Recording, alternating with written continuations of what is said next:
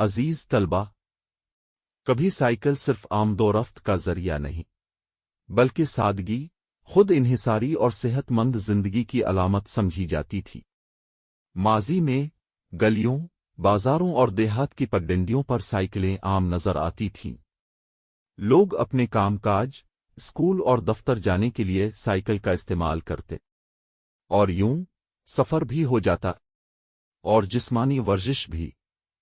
ایک زمانہ تھا جب چین کی سڑکیں سائیکلوں سے بھری دکھائی دیتی تھیں۔ چین کو کبھی سائیکلوں کی سلطنت بھی کہا جاتا تھا۔ 20ویں صدی کے آخری اشروں میں وہاں سائیکل شہری زندگی کا ایک اہم حصہ تھی، اور بہت سے لوگ روزمرہ سفر کے لیے اسی پر انحصار کرتے تھے۔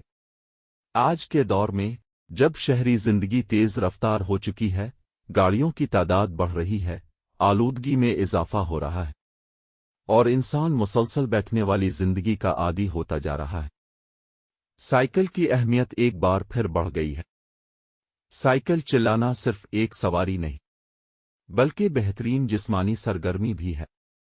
یہ ٹانگوں کے پٹھوں کو مضبوط کرتی ہے، جسمانی فٹنس بہتر بناتی ہے، وزن کو متوازن رکھنے میں مدد دیتی ہے، اور دل و پھیپھڑوں کی صحت کے لیے مفید ہے۔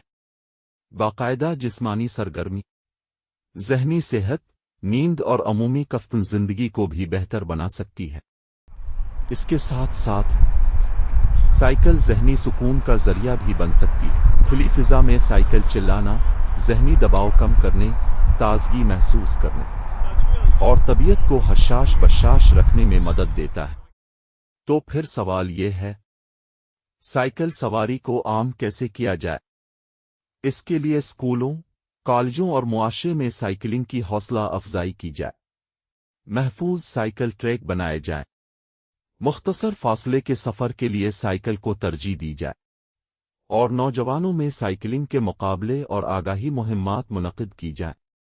یاد رکھیں، سائیکل صرف دو پہیوں کی سواری نہیں، یہ صحت مند جسم، پرسکون ذہن، صاف ماحول اور سادہ زندگی کی طرف ایک قدم ہے۔